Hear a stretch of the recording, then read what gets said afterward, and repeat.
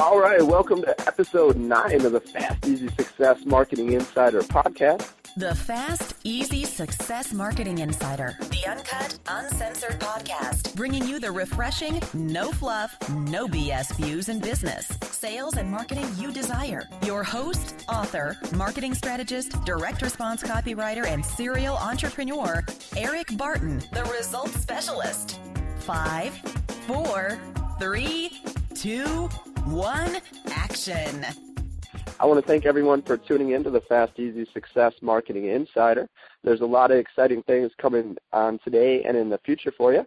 And make sure you hit that subscription button right now so you don't miss out on the value-packed podcast coming your way as well. And before we dive into our show and our very special guest today, I just want to welcome you to go ahead and head over to FastEasySuccess.com. Go ahead and grab your business building tips sent directly to your email daily. And when you head over to FastEasySuccess.com, I'm also going to give you your free business cheat sheets, and these are going to help you with your websites, emails, and writing. All right, let's dive in. I'm excited to have our guest here, a special guest joining you and I on our show today, and definitely thought bringing this man on would bring some great value to all of you. If you haven't discovered this man yet, you're definitely in for a treat today. He's an audience engagement expert, a founder of Firepole Marketing, author of Amazon's best-selling book, Engagement from Scratch, author of the Naked Marketing Manifesto and the Audience Business Masterclass. You may have even heard this man referred to or called the Freddy Krueger of blogging. Ladies and gentlemen, joining us today, I want to welcome to the show Danny. Danny, thanks for taking the time to jam with us today. Eric, thanks for inviting me onto the show. I'm really excited to be here, and I'm blushing a little bit with with that intro. So I'll try to live up to that. Yeah, I know you're really busy and your schedule's kind of packed. So again, thanks for squeezing me in here and taking the time to share some value with our audience today. Can I just ask real quick, Danny? For the people that aren't familiar with you, how did you really get started in the the business or sales and marketing world? Sure. So I actually quit school when I was 15 to start my first business. So I like to say I've been an entrepreneur for longer than my adult life. And okay. Over the course of doing all that, I've kind of bounced between a lot of different businesses, a lot of different directions. And I've always been a writer. I've always enjoyed writing.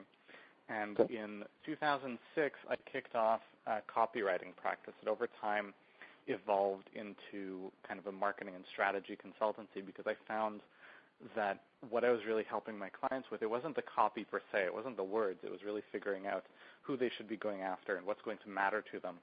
And that have evolved into what I do today, which is teaching entrepreneurs and business owners how to build successful businesses online, particularly with a focus on building relationships with their audience and creating real value based on engagement.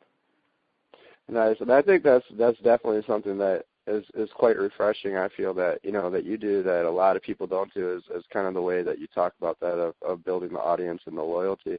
But I mean, I guess the thing really, I've been kind of starting a theme with the shows and kind of asking some of my guests their thoughts on the unsexy sales secret, as I call it, which is the lead generation part. And I think that's the part that most business owners unfortunately get wrong. And when you get the lead generation part right, I think it makes not only your business a lot smoother, but everything in life. And a lot of people kind of mix up the lead generation with the customer generation. When they say they want leads, they really want customers, and vice versa. Can you maybe tell my audience your thoughts on lead generation and really what you feel the right way to start that process is? Sure. I mean, fundamentally, lead generation means finding the people who are likely to have an interest in what you're doing. They may or may not, but hopefully may and will become customers of yours in the future. So you want to find a way that you can intercept them in their day-to-day lives, get in front of them, and give them a reason to think about you and remember you. Now, whether that is exactly the same as customer generation or very different depends a lot on the immediacy and the mind share that is required for you to make that transaction happen. So if, for example, you are selling sandwiches at a stand in a busy train station, you're not going to do a lot of marketing, advertising. You're not trying to be remembered by the people who are going to go home to another city and, maybe they'll come back in 3 months and crave the sandwich. No, and people are hungry. They're right in front of you. lead generation is customer generation, right? It's basically the same thing. I mean, to the extent that you have a nice fancy sign, it brings people in, and when the sandwiches look good, they buy. There's not a big distinction.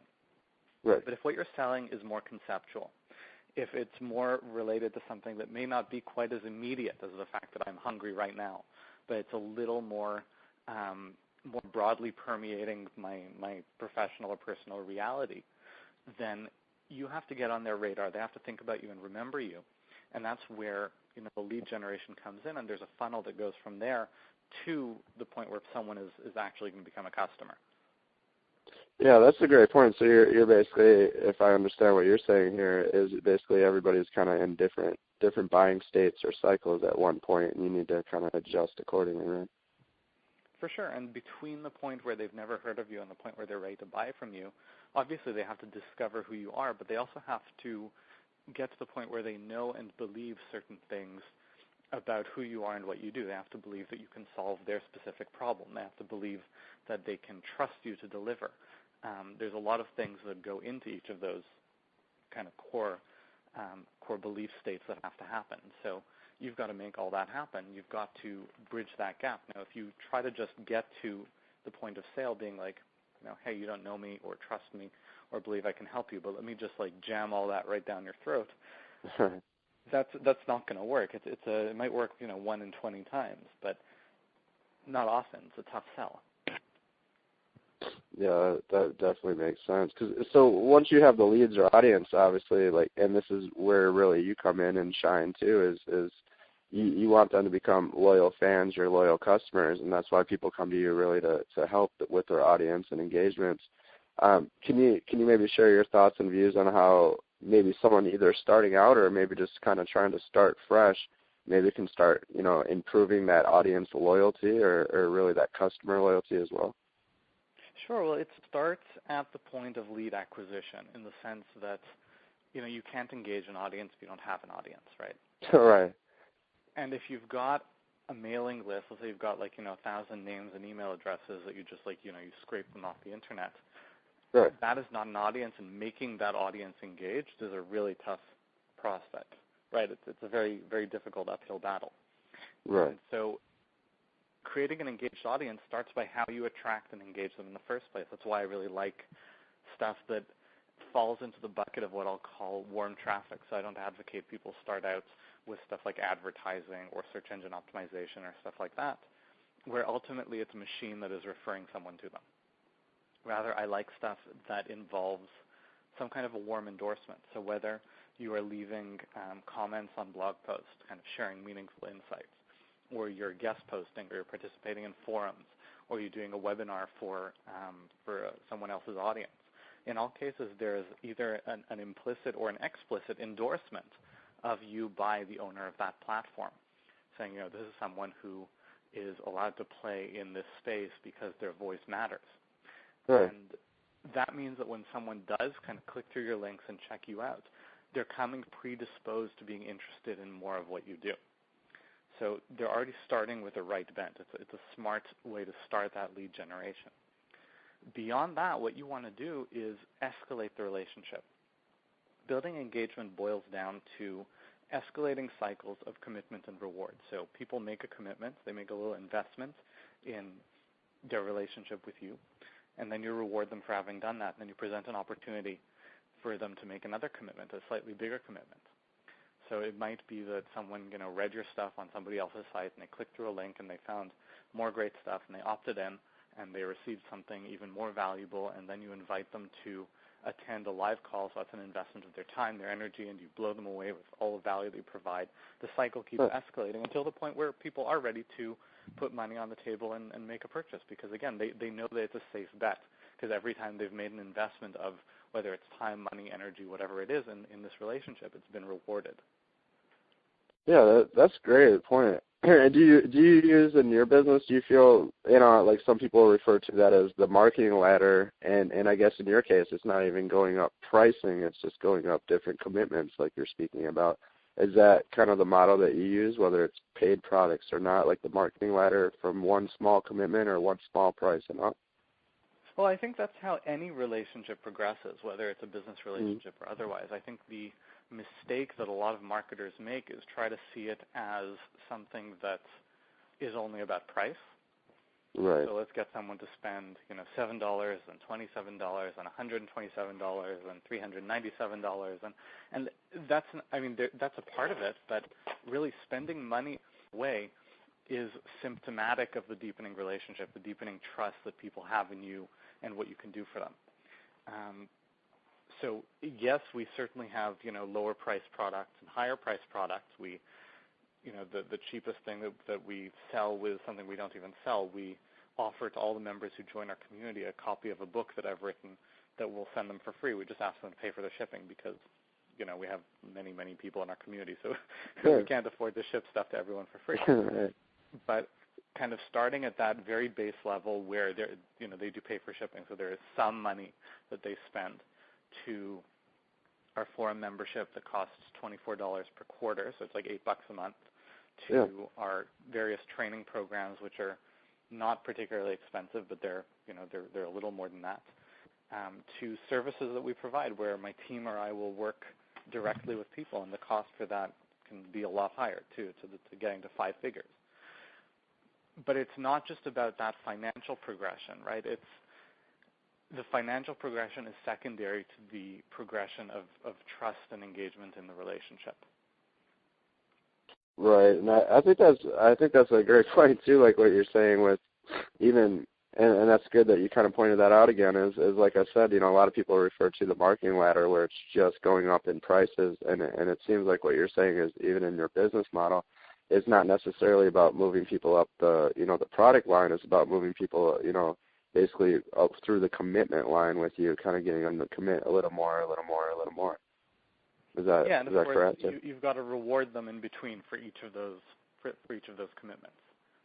Right. And nice. an engaged and committed customer base does spend more money, right? So that is right. them. It's not what you're trying to make happen. You're trying to create the environment where that's just going to happen.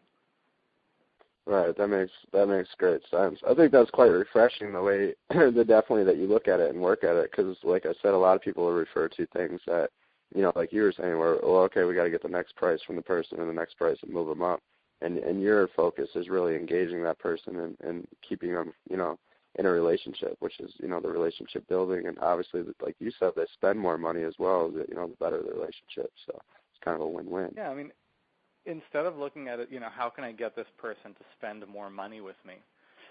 A better way of looking at it is how can I get them to be even happier with the money they have spent with me, and not just money, but the time they've spent with me, the energy they've invested in the relationship. Because spending more money is a logical offshoot. I have, let's look at right at the top, right? My top level clients, private mentoring clients, they pay, $15,000 for a 5-month mandate kind of thing. Right. And the renewal rate on these mandates is huge. Hardly anyone ever cancels, right? They renew over and over again, because over and over again they see that they spent this money, and at the end of those 5 months, they've learned a ton. Their business is a lot stronger. They've made in additional profits way more than they spent on the money that they spent to work with me. Right. And it becomes a no-brainer. It's like, the last time I spent X dollars with Danny, well, I got, 200X back. So of course I should do it again. Yeah, right. It makes sense. So yeah, if you can go up to a slot machine and put a dollar in and get 20 or 200 back every time, how many times are you gonna keep doing it? So. Yeah, and you're creating the consistent pattern that you're basically that slot machine, right? Whenever someone invests something in the relationship, they get several times that back. So it's like, of course I should invest more. Right. Nice. That's, I guess that all kind of relates to what you were talking about in the beginning. You were saying that basically these people are predisposed to you or how they feel when they get to your site. And I guess your main strategy, or at least the one that kind of got you your nickname, the Freddy Krueger of blogging, is you're out there in the communities, the forums, the posting. And is that kind of how you got started out, building your massive audience that you have now? Is that true that way? Or because I think it was a pretty unique strategy. Nice. It's something, and I recommend it to a lot of my students. A lot of my students have done it very successfully as well. But if you're just starting out, if nobody knows who you are, then the best way to get your foot in the door and get in front of a lot of people is to create some really great stuff and then give it away for free by putting it on the major leading blogs and platforms in your industry, the stuff that a lot of other people are reading. And if it's really great, the stuff that you're creating, they'll be happy to have you. And so there's no challenge there. There's no difficulty. And if it's really great, not only will they be happy to have you, but when people read that stuff, they'll be like, wow, this is great. I should check out what else I can find from them. And right. I don't think you should necessarily do that forever. I mean, I don't do very much of that anymore because now we do have a platform. We have an audience to serve and cultivate, and they tell their friends to come, and the growth happens a little more organically. And right. we do other kinds of collaborations. But as a place to start and kind of build that first core of critical mass, I think it's fantastic. Yeah, that's great. I think, if I remember right, I think I heard the interview you did with Ben Settle, and you were speaking about that you advise someone not to try to sell the products first, but to kind of build that audience first. Is that correct? Mm-hmm. Absolutely. The bottom line, and when I present it like this, it kind of seems really obvious, but the bottom line is that if nobody knows who you are and nobody trusts you and nobody's heard of you, then selling anything is pretty hard. Right. If you've got thousands of people who know you and like you and who trust you, whose respect you've earned, then selling most things is pretty easy. And again, not just because it's not like you're manipulating the fact that they've come to like you, but because they've come to like you and trust you and respect you for a reason, and if you make a recommendation to them, it's going to be in keeping with what is best for them. And you know that, and they know that, and that's what makes this quite easy. Yeah, that's nice. It builds that. It's more transparent and better rapport than kind of like what's his game plan here, and that's what I think is quite unique. And too, in a minute too, I'm gonna kind of ask you to kind of refer people where they can kind of learn more about this, because I think definitely not only will they get some great value, but they can also see some of the things that you're doing and how you're building your audience. So I think it's great to do that. And the last thing, because I know we're kind of on a time crunch this morning, so the last thing I kind of wanted to talk to you about is maybe if someone's starting out, or like I said, if they've been in the game a while, just things aren't working, and they kind of want to start fresh. And we were talking about the guest posting and things.